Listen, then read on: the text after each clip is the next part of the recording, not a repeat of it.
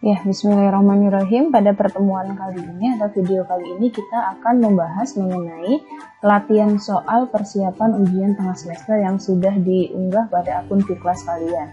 Ya, untuk soal yang pertama adalah kalian diminta untuk mengubah rapat radiasi termal sebagai fungsi frekuensi. Ya, kalian ubah menjadi rapat radiasi termal sebagai fungsi panjang gelombang. Dengan hubungan, kita tahu ya frekuensi itu adalah kecepatan cahaya dibagi dengan panjang gelombang. Nah, selanjutnya yang kedua adalah berdasarkan hasil pada poin A ini, kalian diminta untuk memprediksi bagaimana kurva ya rapat energi radiasi sebagai fungsi panjang gelombang untuk beberapa frekuensi. Ya, mungkin kalian bisa sambil mengingat-ingat pada materi pertemuan-pertemuan awal kita sudah membahas mengenai ini ya.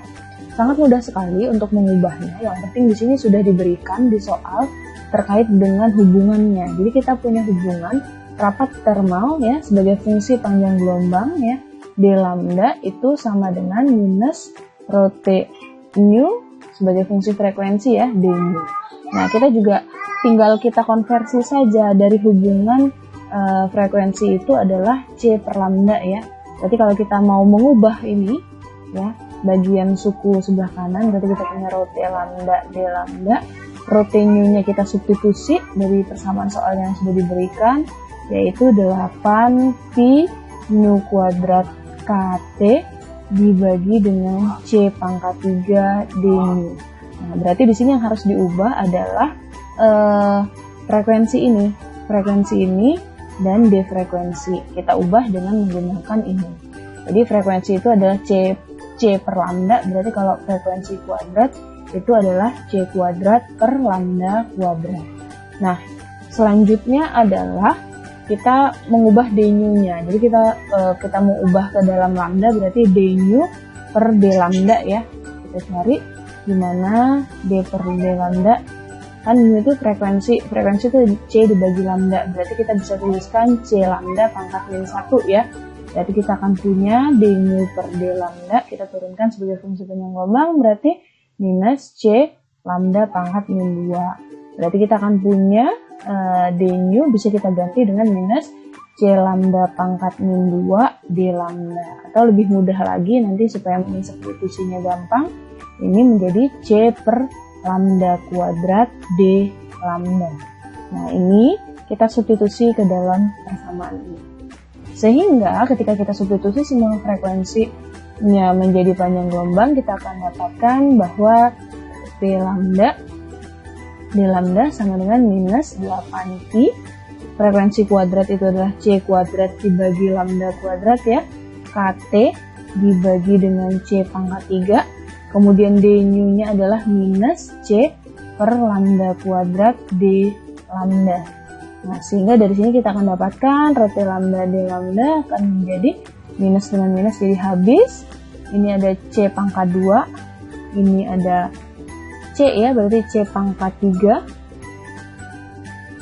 ya, c pangkat 3 di bawahnya adalah c pangkat 3 juga, kita bisa nanti substitusikan sehingga ada bagian komponen yang hilang ya. Ini c-nya habis, ini c-nya habis, minus menjadi plus, berarti 8pi kt ya, dibagi dengan lambda pangkat 4 d lambda. Sehingga dari sini kita akan dapatkan bahwa rapat radiasi termal sebagai fungsi panjang gelombang atau rho T lambda itu sama dengan 8pi kt per lambda pangkat 4. Nah, ini yang bisa. Kemudian yang kedua, kalian kan diminta untuk memprediksi bagaimana hubungan antara rho T lambda dengan lambda ya, atau rapat radiasi termal sebagai fungsi dari panjang gelombang. Nah, kalau kita lihat di sini, ini adalah lambda, kemudian di sini adalah rho T-nya atau rapat radiasi termalnya, rapat energinya ya. Berarti kita akan dapatkan semakin membesar nilai lambda, kalau kita lihat nih ya, semakin besar nilai lambda, maka nilai rho-nya akan semakin kecil gitu. Tapi dia ada puncak tertentu. Nah, berarti kalau untuk panjang gelombang, dia kurvanya akan semakin bergeser ke kiri. Ya. Semakin kecil panjang gelombang, maka rapat radiasi termalnya akan semakin bergeser ke kiri. Nah, bagaimana dengan T? Berarti ini T yang besar, ini T1, ini T2, yang ini T3. Nah, kan rho T itu sebanding dengan T, berarti T1 lebih besar daripada T2, lebih besar daripada T3. Nah, jadi kuncinya adalah kalian bisa mengubah bentuk yang ini.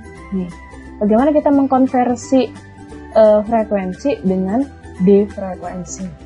Ya, kalau nanti yang ditanya sebaliknya, jadi kalau yang ditanya rho T sebagai fungsi lambda, ditanya ke dalam rho T nu, ya tinggal menggunakan konversi yang ini.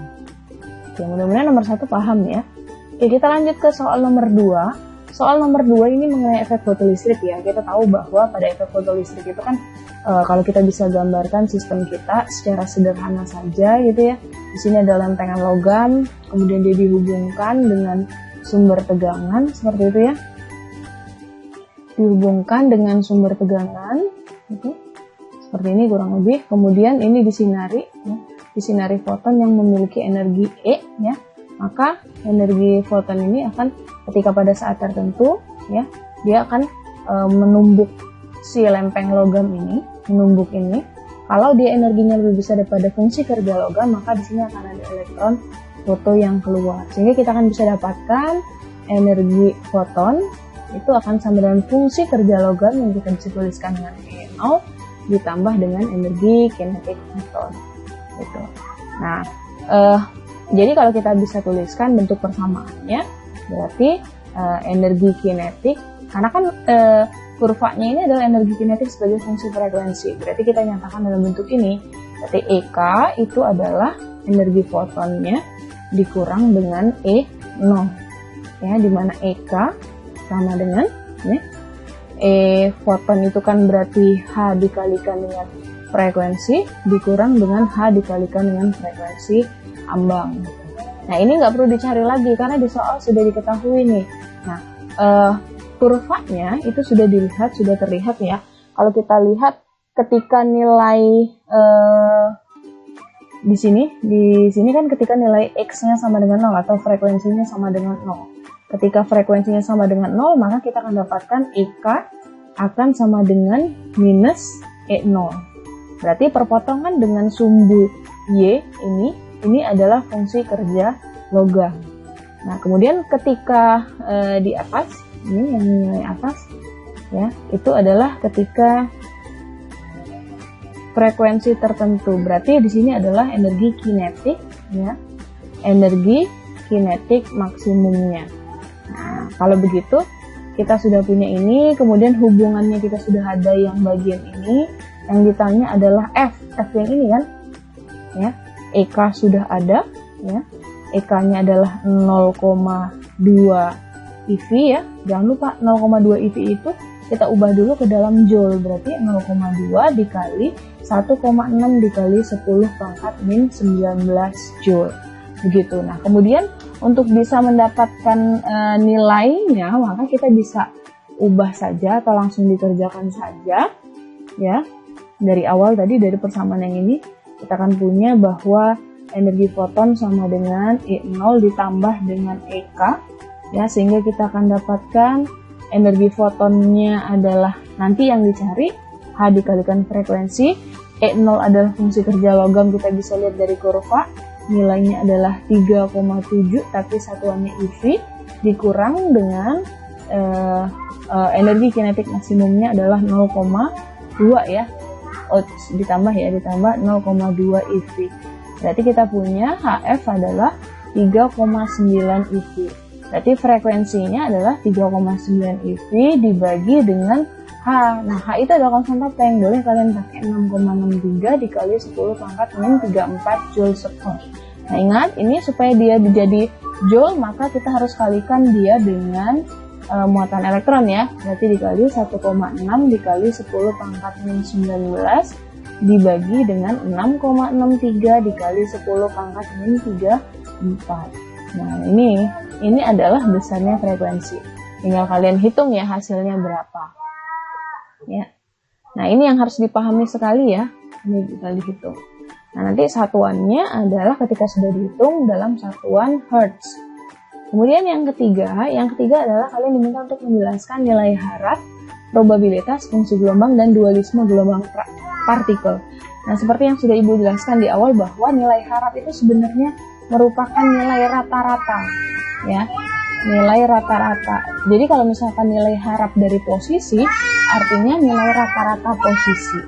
Kemudian kalau probabilitas itu adalah peluang, ya, peluang. Kemudian fungsi gelombang itu yang menyatakan kondisi partikel, ya, keadaan partikel bisa kita nyatakan dengan fungsi gelombang. Kemudian dualisme gelombang partikel itu menyatakan bahwa partikel atau foton itu bisa berperilaku sebagai partikel, juga berperilaku sebagai gelombang. Oke, nomor 4. Nomor 4 dituliskan bahwa di sini ada kata kuncinya. Kata kuncinya adalah sebagai fungsi waktu. Nah, kita tuliskan, masih ingat ya persamaan Schrödinger sebagai fungsi waktu adalah apa? IH coret, ya, do C, ya, do T, ya, karena dia turunan parsial, karena sebagai fungsi sama dengan, ya, minus H coret kuadrat per 2M Laplacian kuadrat C X, T ditambah V C X, T. Nah, ini tidak lain menyatakan energi kinetik dan ini adalah energi potensial. Sehingga persamaan Schrödinger itu sebenarnya menyatakan total energi kinetik dengan energi potensial. Energi potensial. Nah, ya, kita lanjut soal nomor 5. Soal nomor 5 itu kalian diminta untuk menentukan konstanta normalisasi dan probabilitas. Nah, ingat, ketika kalian mencari konstanta normalisasi berarti A-nya ini yang dicari. Nah, dengan apa? Dengan normalisasi. Nah, normalisasi itu sama dengan mencari si konjugat dikali si, ya, dx yang nilainya sama dengan 1. Jadi normalisasi itu menyatakan sebenarnya probabilitas atau peluang total, ya, dari ketika kita mengukur fungsi gelombang itu harus totalnya sama dengan 1. Nah, kemudian yang kedua adalah mencari probabilitas pada selang tertentu. Nah, kalau normalisasi itu adalah all space, ya. Kalau yang kedua sebenarnya caranya sama, tetapi tergantung dari soal yang diminta. Dia dari 1/4 sampai setengah. Dari si konjugat dikali si Vx. Nah, kita mulai dari yang pertama.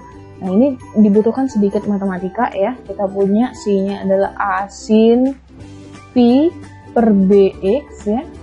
Nah, berarti karena dia tidak mengandung imajiner, berarti si konjugatnya adalah tetap. Jadi A sin P per Bx. Berarti untuk si konjugat dikali si adalah A kuadrat sin P per B dikali X. Nah, perhatikan di sini. Yang lebar sumur itu adalah B, yang konstanta normalisasi itu adalah A. Berarti untuk yang A kita mencari, karena lebar sumurnya adalah dari 0 sampai lebar sumurnya adalah B, berarti kita cari integralnya, batasnya adalah dari 0 sampai B, ya. Oke, selanjutnya kita cari, berarti tinggal A kuadrat sin kuadrat, ya. Ini sin kuadrat V per B X dx sama dengan 1. Nah, ini sedikit manipulasi kita buat menjadi setengah min setengah, ya. Setengah min setengah sin 2pi per Bx dx sama dengan 1. Nah, kalau kalian cari ini diintegralkan, maka nanti di bagian akhir akan didapatkan nilainya adalah A kuadrat B, ya. A kuadrat B per 2 sama dengan 1. Sehingga yang kita cari tadi kan A-nya, berarti A-nya adalah 2 akar 2 per B. Nah, ini konstanta normalisasi pada bagian A. Kemudian yang bagian B itu kalian diminta untuk mencari probabilitas pada rentang dari 1/4 B, ya, 1/4 B sampai setengah B. Berarti ini tinggal si konjugat si dx. Berapa nilainya? Ini cari. Nah, ini kan sebenarnya sudah kalian cari nih di sini nih. Tinggal langsung kalian integralkan. Berarti A-nya dimasukkan, jangan lupa. Jadi kita akan punya integral dari 1/4 B sampai setengah B, kan tadi A kuadrat sin kuadrat ya, Pi per BX dx. Nah, ini yang dicari. Berarti nilainya adalah integral 1/4 B sampai setengah B ya. Hasil integralnya sama. Hasil ini A kuadratnya kita masukkan, kalau A-nya adalah akar 2 per B, berarti A kuadratnya adalah 2 per B. Langsung kita integralkan saja di sini 2 per B ya. Integralnya adalah integral dari 1/4 B sampai setengah B, setengah min setengah sin 2pi per BX dx. Nah, ini kalau dicari berapa kita masukkan, maka hasilnya adalah 0,18. Jadi probabilitasnya adalah 0,18. Jadi kalau kita gambarkan rapat probabilitasnya ya, ini si kuadrat, kemudian di sini adalah x-nya. Kalau fungsi sinus itu kan berarti ketika x-nya 0 berarti dia 0. Ketika x-nya sama dengan b, lebar sumurnya kan b, berarti dia fungsi gelombang hanya ada di daerah antara 0 sampai b. Di lain itu tidak ada. Nah, jadi kalau kita gambar, kalau ketika 0 dia 0 karena fungsi sinus ya, kuadratnya kan ini nih. Nah, ini. Nah, ketika dia setengah b, kita masukkan setengah b, berarti V per 2 sin kuadrat dari V per 2. Sin kuadrat maksimum kan dia sama dengan A kuadrat. A kuadratnya adalah 2 per B, berarti puncaknya di 2 per B. Jadi kurang lebih seperti ini dia kurvanya. Sehingga kita bisa prediksi, karena yang ditanya adalah 1/4 sampai setengah, berarti di daerah ini. Di daerah ini itu peluangnya hanya 0,18 ya. Kecil sekali, karena kalau total peluangnya kita cari dari 0 sampai B itu harus sama dengan 1 gitu. Tetapi di daerah sini hanya 0,18. Nah, kalian sebenarnya bisa prediksi nih nanti ketika di daerah ini kan nilai probabilitasnya paling besar nih. Berarti kalau probabilitas paling besar itu bisa menyatakan atau bisa kita definisikan di daerah ini itu adalah peluang terbesar menemukan si partikel. Berarti kalau kita bisa gambarkan sistemnya secara fisis, pasti partikel itu paling banyak berada di daerah di sekitar setengah B. Oke, sampai di sini mudah-mudahan semuanya paham ya. Selamat mengerjakan soal ujian besok, mudah-mudahan hasilnya maksimal. Terima kasih. Wassalamualaikum warahmatullahi wabarakatuh.